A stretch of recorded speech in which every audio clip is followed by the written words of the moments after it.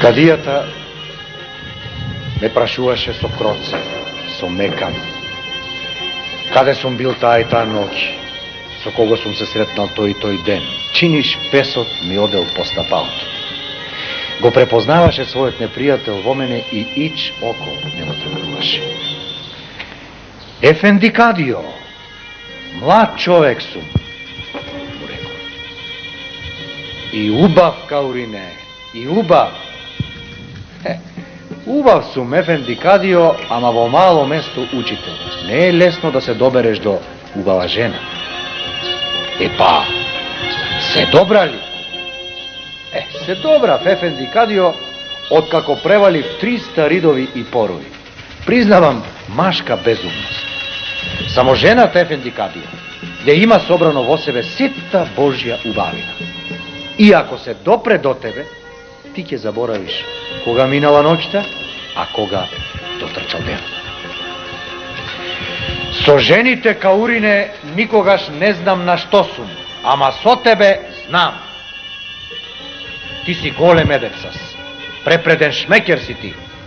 Полека, чекај. Дај малку повеќе од тие лири и да те нема од тука. И враќање во Штип, јок, јок.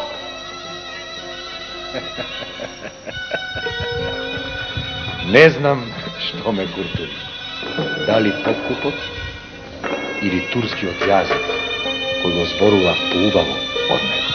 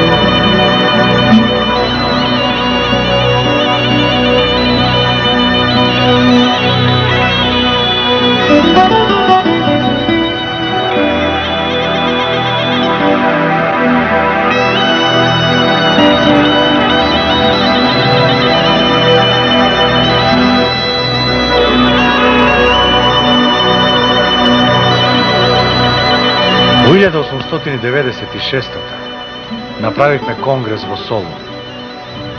Се собравме околу 16-тнина.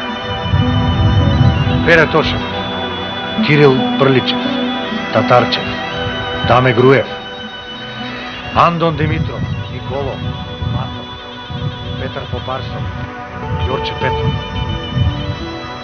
Со повеќето од нив прв пат се запознав тогаш. Ми се чини дека бев најмлади.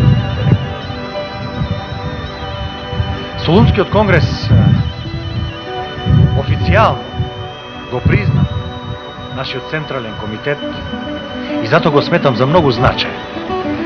На тој конгрес донесовме решение да се изработи посолиден устав и го утврдивме делењето на област.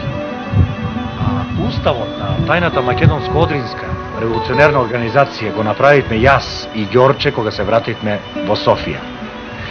Го отпечативме и го дотуривме во Македонија. Тој се состоеше од 4 глави и 19 члена. Врз основа на тој устав разработивме и поподробен внатрешен правилник. Пред да заминам за Софија, сретнав во Солун еден кукушарец и ми рече дека недела сестра ми Тина ќе се мажне. Јас сакав да се видам со моите и затоа решив да заминам за Кукуш. Прва ме дочека сестра Мируша. Таа беше целата оддадена на организацијата. покрстила доста мажи и жени во Кукуш и селата, собрала многу пари и дала за потребите на организацијата. Свадбата ја направи со сите адети, само што јас требаше повторно да бегам.